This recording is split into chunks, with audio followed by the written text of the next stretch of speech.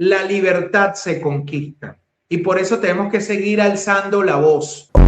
Porque realmente la dignidad es la que nos sacó de la cárcel. La dignidad nos hizo libres. A mí no me acusan simplemente de terrorismo. A mí me acusan de magnicidio en grado de tentativa. Yo no creo en la venganza, yo creo en la justicia. ¿Qué es lo que buscan? Que uno se silencie. Hoy lo que vemos con la ley de amnistía es una burla. Señores, hoy tenemos otro programa con otro invitado que de verdad es un enorme placer para nosotros. Yo no lo conozco personalmente, pero obviamente conozco su trabajo. Y queremos recibir en la República a una persona que, bueno, que el término de valiente le encaja de verdad como anillo al dedo. Una persona que es un incansable defensor de los derechos humanos, luchador por la democracia venezolana, egresado de la Universidad Central de Venezuela, periodista de corazón, activista de vocación. Coordina desde hace años no solo su activismo, sino iniciativas vecinales. También ocupa el cargo, no sé si todavía, creo que sí, pero el cargo de secretario general adjunto del Colegio Nacional de Periodistas, él ya me lo va a decir, y creo que sí. Y además, uno de los rostros más visibles últimamente de la resistencia pacífica de nuestro país, siempre por supuesto defendiendo ese lema de Caracas propietaria. Él, lamentablemente, fue una de las tantas víctimas del régimen, secuestrado arbitrariamente por participar, entre otras cosas, en una quema de un Judas, pero él ya nos va a contar mejor este tema, ¿no? Una expresión cultural que yo hacía una analogía el día lunes, que veníamos de Semana Santa, acerca de lo que simboliza para el venezolano la quema del Judas, ¿no? Ese tema de justicia social, ¿no? De ese pequeño momento en donde el pueblo exige la reivindicación de sus derechos y que no se puede tomar como manera literaria, pero estuvo casi 2 años en el helicoide en condiciones, bueno, las condiciones, no como dijo Kiko Bautista, que era un hotel 5 estrellas ni nada de esto, sino las condiciones que usted sabe que suceden en el helicoide, y su lucha no ha terminado. Y está con nosotros el día de hoy. De verdad que para nosotros es un gustazo conversar con Carlos Julio Rojas. Carlos, bienvenido. Dale, gracias por la oportunidad de conversar con colegas periodistas, con Melanio, a quien le debo agradecer que durante mis casi 2 años de reclusión levantó la voz, porque yo tengo un dicho de que los periodistas somos como los motorizados. Fueron casi 30 periodistas que estuvimos detenidos durante el proceso del 24 y al 26, y destacar que aún 20 trabajadores de la prensa seguimos con medidas cautelares. Vimos como hace el día de ayer le negaban la amnistía a nuestro colega y amigo Rory Branker. Mi caso sigue engavetado. Nosotros hablábamos y le ponemos un concepto al tema de la amnistía, que es una selectividad perversa en torno a la amnistía, porque ¿quién está evaluando el caso de Carlos Julio, el caso de Gabriel González, el caso de Luis López, el caso de Giancarlo Riva? Es decir, nos están evaluando nuestros propios verdugos, porque la amnistía explica que quien va a evaluar el caso de Carlos Julio, porque a mí me acusaron más allá de la cartilla. Yo he estado detenido 5 ocasiones, 3 con procedimiento judicial. En el 2017 estuve preso en la cárcel militar de Ramo Verde, acusado de rebelión militar, traición a la patria, cuando lo único que yo he hecho es defender de mano, ser la voz de los que no tienen voz, protestar por agua, protestar por luz y denunciar un tema neurálgico en Caracas, que es el tema de los colectivos armados y su motor de negocio, que es el tema de las invasiones y, ojo, y la conexión con el alto gobierno. Porque nosotros lo hemos dicho, y no es que Carlos Julio lo dice de la boca para afuera, lo hemos dicho con investigaciones que hemos presentado a organismos multilaterales, cómo es que muchos de estos colectivos con el paso de los años forman parte hoy del alto gobierno. Son alcaldes, concejales, diputados o jefes de gobierno. Entonces, ¿qué es lo que tú ves hoy en Carlos Julio? Exacto, porque tienen la doble militancia, son funcionarios policiales y forman parte de un colectivo y todo lo que se llamó en su momento los CUPAS, que eran estos comisiones de paz, entre comillas, con motos alta cilindrada, armas de fuego y todo financiado por el Estado. Entonces, es muy importante señalar cómo hoy en Venezuela ejercer el periodismo es calificado de delito, a pesar de que Jorge Rodríguez hable de que hay un respeto a la prensa libre y porque hay 20 periodistas que seguimos con medidas cautelares, o porque a Carlos Julio Rojas no le han dado su libertad plena cuando hace más de un año, hace más de un mes ya yo entregué mi solicitud de amnistía y cuando voy al tribunal primero en competencia de terrorismo, lo que me dicen, estamos esperando órdenes de arriba, no hay respuesta. Y cuando va mi abogado, que por cierto, yo terminé preso hasta con mi abogado, Eduardo Torres, defensor de derechos humanos, que terminó preso como un gran amigo, hermano, compañero de la lucha del movimiento estudiantil en su momento del año 2007, y él terminó preso conmigo y él fue, gracias a Dios, él ya obtuvo su libertad plena, va a preguntar en el Tribunal Primero de Terrorismo y le dicen, a Carlos Julio ya se le dio respuesta, que espere. Es decir, una actitud bastante hostil, donde ¿qué es lo que buscan? Que uno se silencie, colocarte una mordaza. Ustedes pueden ver, nosotros esperamos hasta último momento. Durante 15 años nosotros realizamos la quema de Judas de una forma creativa, de forma tradicional, donde colocamos los rostros de la represión, los rostros de la corrupción. Por ahí desfilaron durante 8 años consecutivos, porque nosotros lo hacíamos con varios rostros. Ahí estuvo Tarek William Saab, Tarek El Aizami, Padrino López. Y ojo, y lo hacemos en el centro de Caracas, en la esquina donde fue asesinado Basilda Costa. Por cierto, Néstor Reverol. Y este año no lo pudimos hacer. ¿Por qué? Porque a mí no me han dado una libertad plena. Ustedes saben que una de las razones para mi detención en el año 2024 fue que nosotros hicimos una quema de Judas donde rechazábamos la traición a la voluntad popular, que fue que colocamos el rostro de Maduro y el rostro de Manuel Rosales, porque la ciudadanía es crítica, como es el periodismo. En mi caso, yo he abocado el periodismo a los derechos humanos, a la defensa de derechos humanos.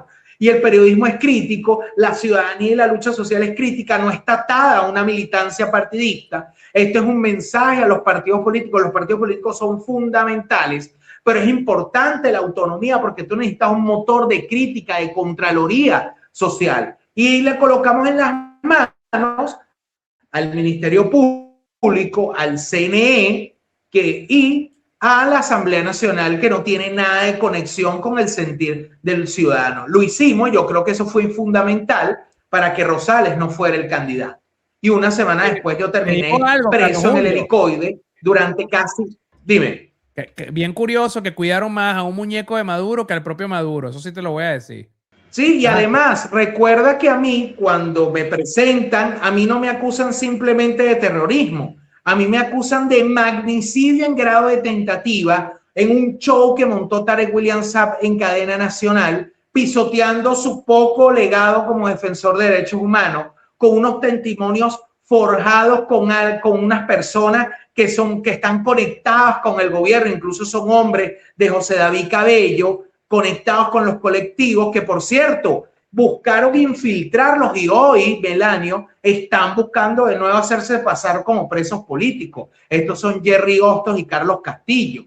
Es decir, porque nosotros no debemos caer en ese tipo de trampas, porque ¿qué es lo que busca la dictadura? La dictadura busca silenciarnos, montar falsos positivos para llevar a los luchadores sociales, a los defensores de derechos humanos, a los periodistas a la cárcel. Y como tú sabes, mi cárcel fue muy dura porque Carlos Julio Rojas siguió siendo el mismo Carlos Julio que era en la calle. Y de verdad quiero agradecerles a ustedes dos porque ustedes fueron reflejo de la lucha que llevó a cabo mi esposa. Yo por eso vuelvo a repetir el agradecimiento al gremio periodístico. Yo orgullosamente soy secretario general adjunto del Colegio Nacional de Periodistas Seccional Caracas, pero todo el gremio, el Sindicato de la Prensa, Espacio Público, Expresión Libre, se levantaron la voz por los periodistas que caímos presos. Amnistía Internacional, que me nombró, igual que a Rocío San Miguel y a Javier Tarazona y Eduardo Torres, presos de conciencia. La Oficina del Alto Comisionado de Derechos Humanos, porque de verdad, mi excarcelación, porque hoy no tengo libertad plena, fue una conquista. Porque mi cárcel estuvo llena de castigos, de aislamientos prolongados, de tigritos. Había un compañero que decía, Carlos Julio, tú eres el rey de los tigritos, porque en la cárcel yo defendía mis derechos humanos. Yo seguía siendo el mismo Carlos Julio que pide agua, que exige luz, que denuncia el tema de los colectivos. Yo exigía que tenía necesidad de recibir tratamiento médico o decirle que yo tenía derecho a recibir mi comida. Pero o a leer, Melanio. Yo recuerdo una vez que hubo una requisa y nos quitaron los libros y yo logré denunciar que nos habían quitado eso, logramos filtrar la información y debo decirlo que ahí mi esposa fue una valiente y es el reflejo. Ella encabezó la primera vigilia que se hizo en las puertas del helicoide en noviembre del 24. Por eso es que te digo que la libertad la conquistamos, pero hoy lo que vemos con la ley de amnistía es una burla. Porque sí, se han conquistado algunas, pero no se publican listas, no se da un baremo para la evaluación de los casos. Todavía quedan 500 presos políticos, todavía hay presos en el helicoide, la gente que está en el fuerte Guaycaipuro, que fueron mis compañeros en el helicoide en condiciones inhumanas. Hablas de la prensa libre y siguen los periodistas con medidas cautelares, sigue el bloqueo de páginas web. Twitter sigue bloqueado en Venezuela. ¿Dónde queda el tema de la prensa libre? Es una realidad, siendo ese el megáfono que usamos los ciudadanos y los periodistas, porque nos toca hacer la voz de los que no tienen voz ante la hegemonía comunicacional montada por el gobierno autoritario. Entonces, nosotros lo decíamos con la quema de Judas el día domingo, me prohibieron quemar a Judas, es una realidad.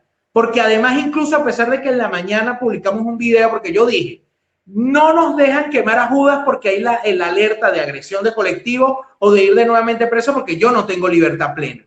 Pero Delcy Rodríguez y Nicolás Maduro, sí, aunque lo quieran ocultar, son los rostros de la represión y la tortura en Venezuela. Y Delcy es el reflejo de la traición y eso no lo pueden ocultar. ¿Y qué buscaron? A pesar de que nosotros no quemamos a Judas, la esquina la llenaron de un cordón policial descomunal.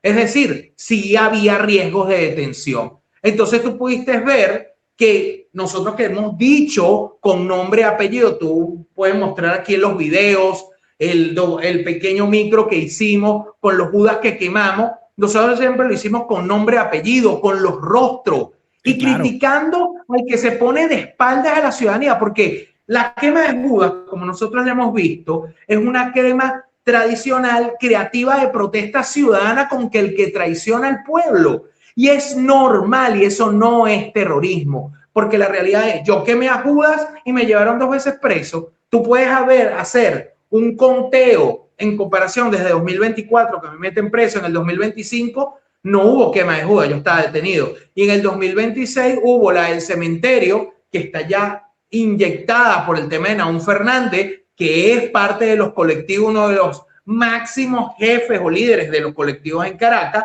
apoyando esa quema de Judas, y no se hicieron quemas de Judas con rostro, porque la realidad de la importancia de la quema de Judas es que tú le pones rostro a la traición, rostro a la ineficacia gubernamental, y de verdad lo digo, aquí hablas de un nuevo momentum político, de un interinato de democracia, de ponerse bonito, la camisita azul, pero la realidad es que el hostigamiento y la represión continúa y esos policías no es inteligencia artificial. Y la amenaza de que tú vayas al tribunal y te digan que si hablas puedes ir de nuevo detenido, pero te lo digo, como periodista y como defensor de derechos humanos, tener una mordaza también es una forma de tortura.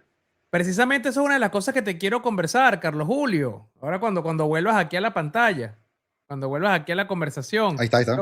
Carlos, disculpa, a veces no se nos mueve la pantalla. Disculpa, precisamente una de las cosas que te quiero preguntar es cómo es la vida con una amnistía que no termina de darse. Y yo creo que esto es importante escucharlo, porque ¿qué pasa, Carlos Julio? Bueno, primero dijiste muchas cosas, abarcaste muchos temas de conversación y va a ser difícil atajarlos todos. Lo primero que te quiero decir es que me alegra mucho hablar personalmente contigo, no tienes nada que agradecer, para mí es un placer que estés fuera de la cárcel y que puedas hablar y que sigas con ese espíritu inquebrantable que te ha caracterizado durante tantos años y que además te felicito porque tu unión, tu esposa, está a la altura de la lucha y tú estás a la altura de esa lucha porque tu esposa fue realmente tu voz y tus manos fuera de la cárcel y me consta el trabajo dedicado que hizo durante tu reclusión para elevar tu voz y la de todas las personas que son víctimas de la arbitrariedad. Así que bueno, también aprovecho acá para mandarle un abrazo, una felicitación y un reconocimiento a su temple y su valentía, ¿no? Pero ahora, para atajarte en uno de los temas que estás conversando, sí, estoy de acuerdo contigo en todo, además porque mucho es experiencia propia y también un diagnóstico del país. Pero ¿qué pasa? Una de las cosas que están con mucha conversación, Carlos Julio, es el tema de la amnistía. ¿Qué sucede? Se está vendiendo el tema de la amnistía como que Venezuela se arregló en temas de represión. Que como existe este mecanismo que se ha de alguna manera tratado de vender con figuras de cierto renombre, inclusive cercanas al chavismo, que son del chavismo, pero que se muestran como independientes, y han utilizado influencers para de alguna manera venderlo en las redes sociales como este es el mecanismo para la reconciliación y la paz. ¿Cómo se vive esa amnistía el día de hoy? ¿Qué significa tener una amnistía, pero que no se te da de oficio, sino que se te asigna a discreción de alguien que tú ni siquiera sabes? Tú nombrabas algo de eso, pero es que quiero precisarlo desde tu punto de vista. ¿Qué significa tener una amnistía que no existe? Sí, la realidad es que tienes una espada de Damocles. Es la realidad. Porque está el riesgo, como te expliqué al inicio, les expliqué a los dos, yo he estado 5 veces detenido, 3 con procedimiento judicial. A mí me deberían dar amnistía en 3 casos y no ha habido respuesta hoy. Y la realidad es que hay una discrecionalidad perversa. Hoy yo estoy hablándote aquí y estoy en riesgo. Pero ¿qué pasa? Es una decisión de vida. Es decir, cada vez que yo voy al tribunal para mi esposa, para mi familia, es una angustia. Cada vez que me toca irme a presentar. ¿Por qué? Porque yo sigo ejerciendo mi activismo ciudadano en la defensa de derechos humanos, mi profesión como periodista, pero limitado. Limitado, ¿por qué? Porque la demostración fue que no pude quemar a Judas cuando voy a una manifestación, hay el miedo, cuando camino en la calle, porque sigue habiendo, los colectivos están allí, nosotros hemos denunciado ese caso con nombres y apellidos, la amnistía no llega, porque al final, ¿qué es lo que ocurre, Melanio y Apolítico? Que a nosotros nos ven como una amenaza. En vez de, si tú hablas de la reconciliación, debería ser el propio tribunal, es decir, el TCJ y la fiscalía, quien se comunique con el agraviado. Cuando te lo digo, cuando yo voy a los tribunales, tú puedes ver personas que vienen de cualquier parte del país a presentarse, llegan a las 4, a las 5 de la mañana, mendigando una amnistía. Y ahí en los tribunales se burlan. Aquí viene otra vez a ver qué pasó con la amnistía. Y lo digo, Carlos Julio, mi caso es visible, pero existen centenares, miles que están pidiendo una amnistía y no les dan respuesta. Los que siguen en la cárcel. Entonces, hoy la realidad es que yo he dicho en estos días, yo pienso al verlo de Rory Branker, al verlo de otros compañeros que se las han negado, que quizás ese es el camino que yo voy a tener. Pero lo importante hoy es que hay que explicar y entender de que la amnistía y el error fundamental en ella es que evalúan el caso de los verdugos. Por eso es que nosotros hablamos de que se tiene que abrir una comisión de la verdad, donde organismos multilaterales como la Oficina del Alto Comisionado de Derechos Humanos, la Corte Interamericana de Derechos Humanos, sean los que evalúen los casos, porque la realidad es esta. A mí quien está evaluando el caso de Carlos Julio es José García. Él es el juez primero de terrorismo, el fiscal 23 nacional, que fue uno de los que me acusó de magnicidio. Es decir, con pruebas forjadas. Y eso le está ocurriendo a todos. Hay algunos casos donde se han dado libertad plena, pero no es la gran mayoría. Y yo felicito y me siento muy contento porque ahí hay grandes amigos, por lo menos. O también buscan una vía como la que ocurrió con Nacari Ramos o Julio César Balsa, colega periodista del equipo de prensa de María Corina Machado, gran amigo, que él no le dieron la amnistía, pero iniciaron el juicio o sobreseimiento de la causa. Pero la amnistía, y yo lo digo, nosotros se lo hemos dicho directamente, lo hemos dicho en medios de comunicación, debería haber un encuentro, un debate con medios de comunicación entre esa comisión de seguimiento de la amnistía, que por cierto el propio Jorge Rodríguez le quiere dar más, quiere que cese sus funciones, se reúna con los expresos políticos y un debate abierto para que se sepa por qué hay esa discrecionalidad, no entre gallos y medianoche. Porque sí, se han dado algunas reuniones con Nora Bracho y esa cuestión, pero la realidad es que quienes toman las decisiones son Jorge Arriaza, que yo te voy a poner el ejemplo, Melanio Político. Jorge Arriaza, nosotros hemos denunciado, Carlos Julio Rojas, del Frente Norte de Caracas, sus conexiones con los colectivos armados, porque él cuando era canciller él apoyó a unos colectivos que se llaman Catedral Combativa, que tenían tomada toda esa calle que va rumbo a la Cancillería y al Banco Central, invadieron incluso un edificio, el edificio Bangel, se le quitaron unos pobres portugueses, españoles que tenían un restaurancito donde, por cierto, mucha gente del gobierno terminaba comiendo y tú podías ver fotos de Jorge Arriaza con estos colectivos. Él es el presidente de la Comisión de Seguimiento de la Amnistía. Sí, entonces, no, que queda para lo demás, ¿no? Sí, que queda para lo demás. Si este es entonces, esa es la preocupación que nosotros tenemos, y por eso lo importante es que para que la amnistía se ejecute tienen que incorporar organismos multilaterales, porque no existe la confianza.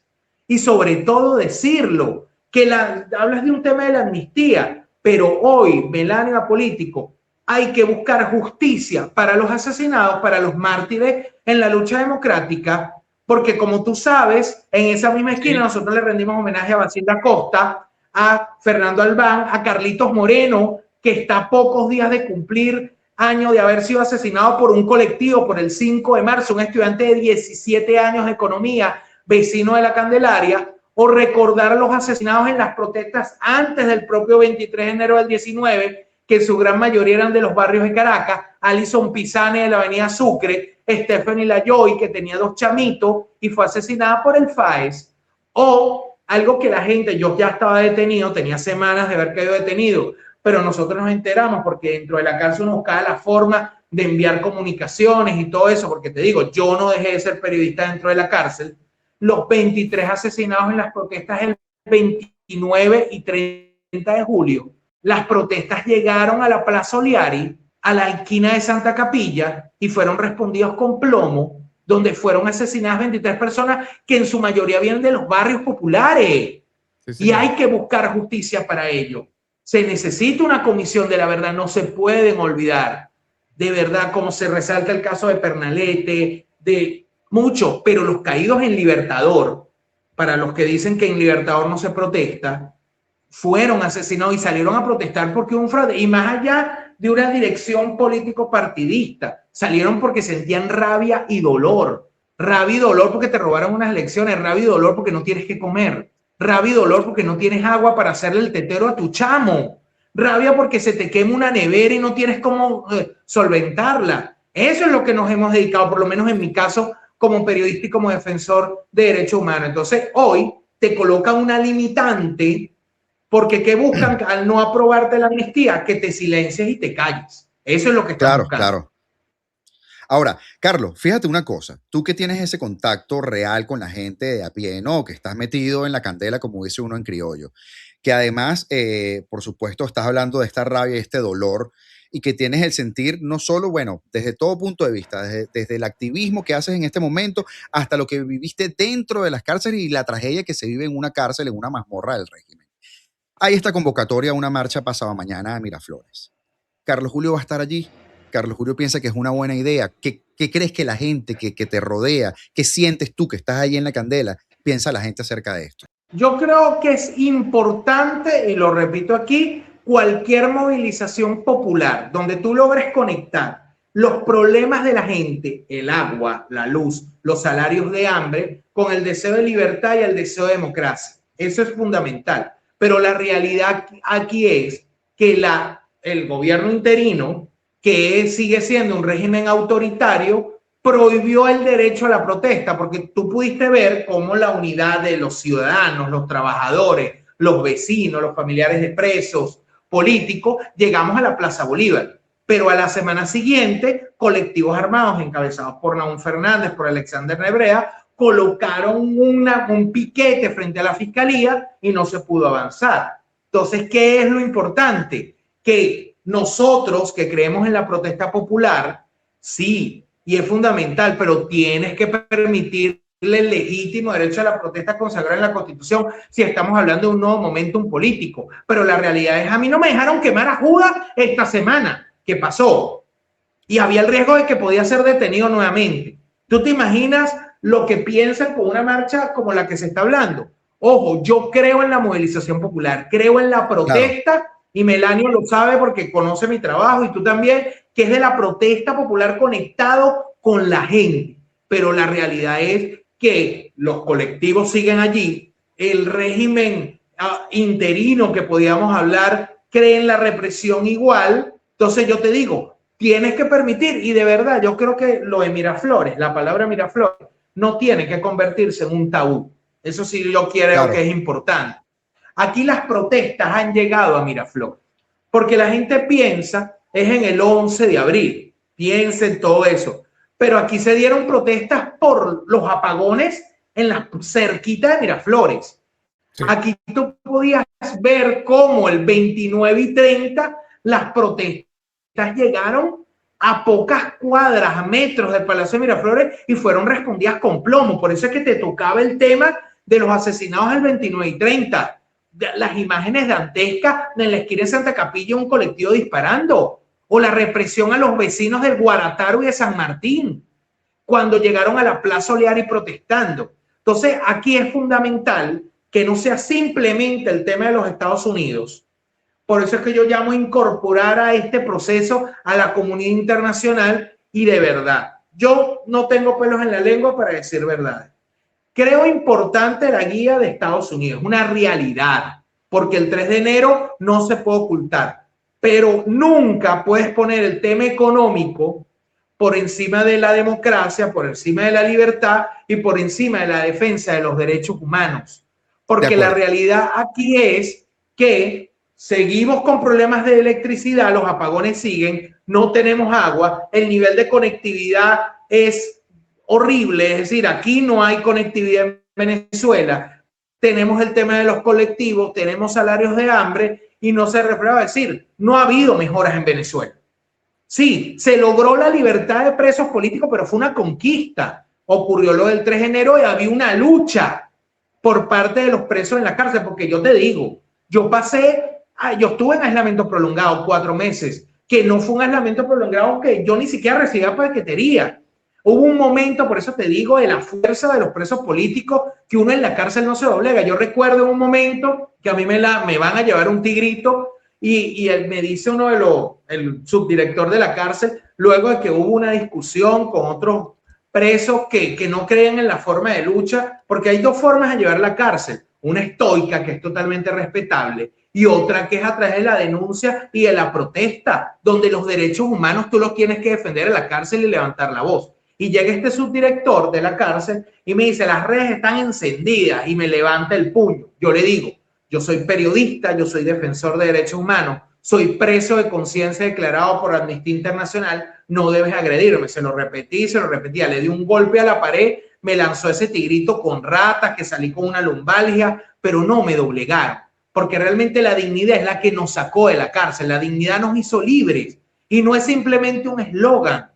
Y eso es lo que hemos hecho desde que salimos de la cárcel. Entonces es importante manejar y entender de que hay que luchar para conquistar el legítimo derecho a la protesta que está siendo censurado por parte del régimen autoritario de Delcy Rodríguez. Lo digo, Delcy Rodríguez no está dando muestras de cambiar el patrón. Por eso es que la quema de Judas, decíamos, siguen siendo los rostros de la represión y la tortura, porque ahí siguen todavía presos políticos en el helicoide. Jackson Berry y Ricardo Cariel, que fueron compañeros de la generación del 2007, que fueron dirigentes estudiantiles en la ULA. Vemos lo que está pasando con en el fuerte Guaycaipuro, donde están siendo torturados, están en condiciones inhumanas. Entonces, si tú hablas de un nuevo momento político, libera a los presos políticos, hablar también de que tenemos derecho a que haya elecciones libres, de que la Asamblea Nacional sea reflejo de la pluralidad del pensamiento. Y te hablo de la pluralidad del pensamiento porque el chavismo tiene derecho a tener unos curules ganados por votos. Es decir, la pluralidad del pensamiento tiene que estar expresado en la Asamblea Nacional, tiene que estar expresado. Aquí no es un tema de venganza. Yo creo en la reconciliación, pero reconciliación sin impunidad, reconciliación sin persecución, reconciliación sin represión. Porque hoy Carlos Julio Rojas, incluso hoy por estar hablando aquí, puede ser que yo vaya mañana y me digan, ya, listo, negativa tu amnistía. Porque lo que pasó con Rory es un reflejo de que no soportan a la prensa libre, no soportan la libertad de expresión, no soportan que en mi caso, que no soy militante partidista, creo en los partidos como pieza fundamental de la democracia, pero uno tiene la posibilidad de decir verdades. Y eso también creo que es un mensaje a los partidos políticos, a los cuales respeto, y tuve muchos compañeros en la cárcel, militantes de partidos que dieron su libertad, y hay muchos hasta la vida, como Alfredito Díaz, pero entender que esta es una gesta ciudadana, donde el protagonista es el ciudadano para generar el cambio político.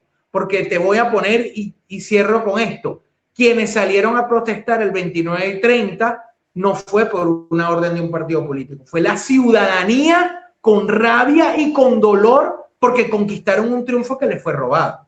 Para allá iba, Carlos, porque, bueno, no sé si querías preguntar algo, Melanio, para ir turnando. Bueno, seguramente tienes muchas cosas que decir, pero para allá iba, porque fíjate una cosa, es posible que, chico, que al ver todas estas injusticias, que al pueblo sentirse que supuestamente la cosa cambia, pero no cambia nada, el pueblo mismo, que no se ha considerado en esta ecuación de transición, estabilización, etcétera, tú no has escuchado hablar en ningún momento y casi nadie en ningún planteamiento político decir, no, esto es una fase de 3 procesos, estabilizamos, no sé qué, vamos a atención. Y la gente, hermano, y la gente.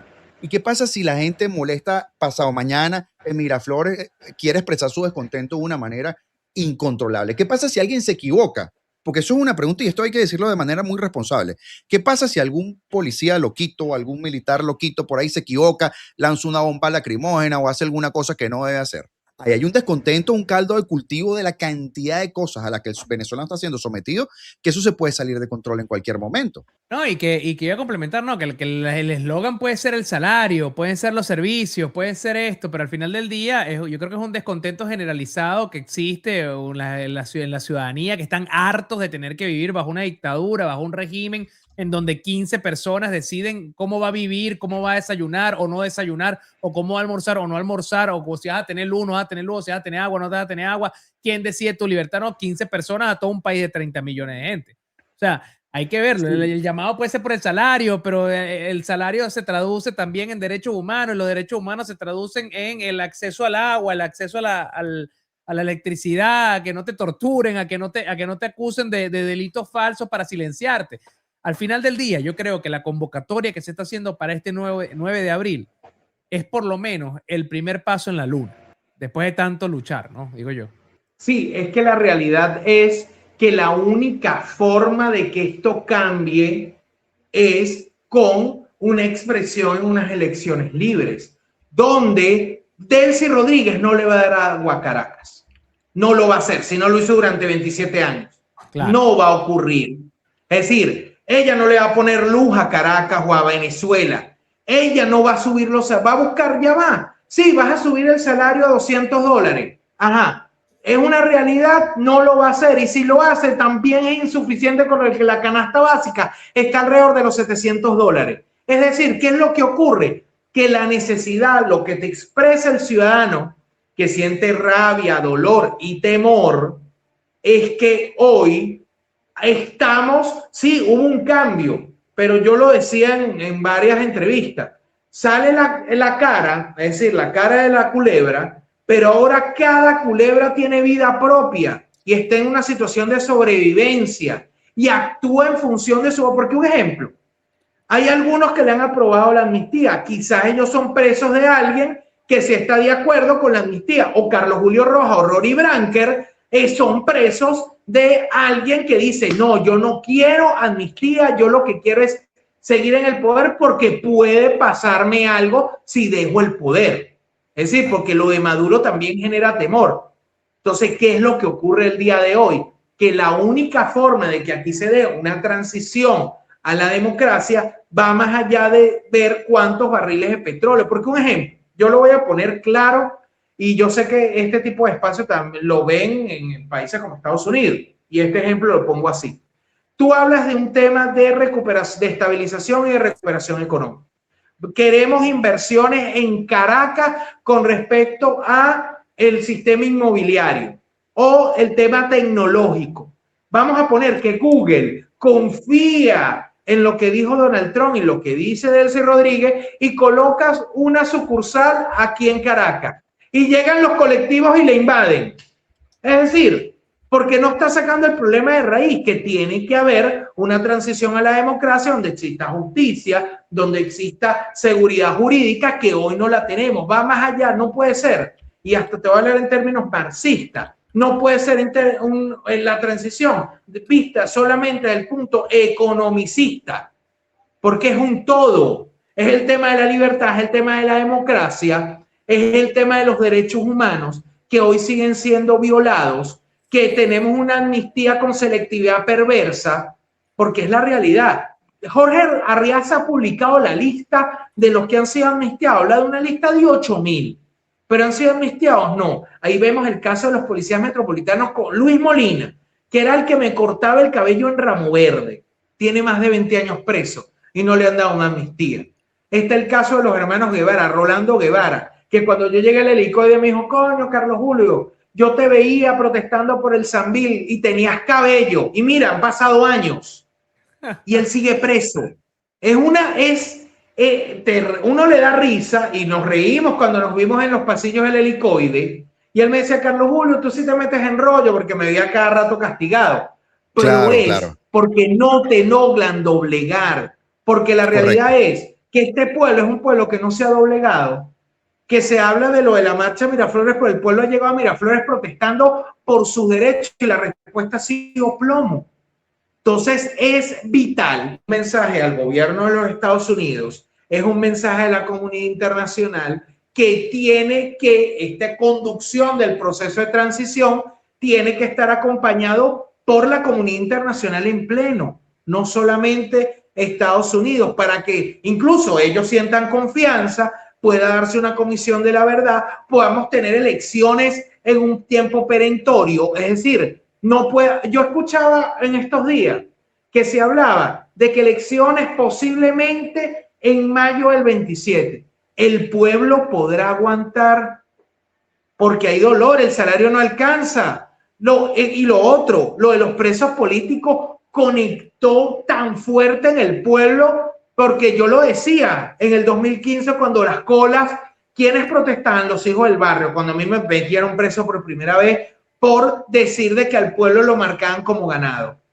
Hoy los hijos del barrio fueron los que terminaron presos en las cárceles como el Helicoide, como Yare, como el Rodeo, como Tocorón. Los hijos del barrio que salieron a protestar, esos son los que terminaron presos, son los que no le dan la amnistía, los que tienen que ser visibilizados, porque mi caso es un reflejo, pero son miles, hubo 3.000. Yo estuve preso con trabajadores públicos, con un trabajador de Hidrocapital, que era un trabajador honesto, que él trataba de ponerle agua, y yo le decía, trabajan con las uñas. Yo conversaba con él y le decía cuántas veces yo fui a protestar a Hidrocapital y los trabajadores me decían que tenían un sueldo de hambre. Señor, terminó 8 meses preso, y acusado de que él ayudó a que se escapara que se escaparan las guacamayas, y es un señor que ni siquiera tenía militancia partidista. Ese señor no tiene hasta ahora la amnistía. La cantidad incluso de empleados de PDVSA que sí tenían militancia y que eran medio chavistas, y solo por sacárselos de encima también los metieron presos y están en el Rodeo. Y no, además, yo quiero aprovechar este espacio para decir algo. Yo no creo en la venganza. De verdad, yo no creo en la venganza, yo creo en la justicia. Y yo creo, por lo menos los de PDVSA Cripto con los que compartí en la cárcel, ellos tienen derecho a un juicio justo, ellos tienen derecho a una defensa privada, porque de verdad, si tú tú no tienes que repetir lo que han hecho ellos. Y mira cómo se han portado con los que venían de sus filas, que no les han dado, es decir, no ni siquiera les han permitido, porque ¿qué pasa? Es un tema gangsteril. Es un tema de luchas internas donde simplemente por la lucha de mantenerte en el poder te llevas a cualquiera. Y la mejor reflejo es el tema de la represión. Yo incluso aprovecho este espacio, le recomiendo, si la gente quiere entender lo que ocurre dentro del chavismo, los invito no a ver la serie, sino a leer Juego de Tronos. Eso es lo que estamos viviendo hoy. Y pregunten quién sería Littlefinger. Jorge. Y ya va. Es la realidad. Y ojo, y Jorge Rodríguez, al cual hemos adversado desde los tiempos en que era alcalde de Caracas y manejó partidas de hasta 25 millones de dólares, que fue el Parque Hugo Chávez, que era para la construcción de 2 estadios. El Monumental lo construyeron en el 2021, pero el dineral, es decir, todos están conectados con hechos de corrupción brutales, donde el más perjudicado es el ciudadano, y eso hay que decirlo, y se tiene que investigar. Pero a ellos, cuando se les investiga, van a tener legítima defensa, no se les va a hacer lo que vivimos nosotros, porque yo sí creo en la democracia y creo en la... Carlos, ha sido un placer tenerte acá en el programa. Gracias, de verdad, por este testimonio, por todo lo que has dicho, por tu lucha, sobre todo. Y nada, hermano, acá tienes una casa cuando podamos conversar nuevamente en los próximos días, las próximas semanas, para seguir pulsando, ¿no? Esta transición que no termina de transicionar. Gracias por venir. Sí. Muchas gracias, Muchísimas Carlos. gracias. Gracias, político. Gracias, Melanio. Y algo muy importante, y quiero aprovechar este espacio. La libertad se conquista. Y por eso tenemos que seguir alzando la voz. No es un regalo. A mí no me regalaron mi libertad, yo la conquisté.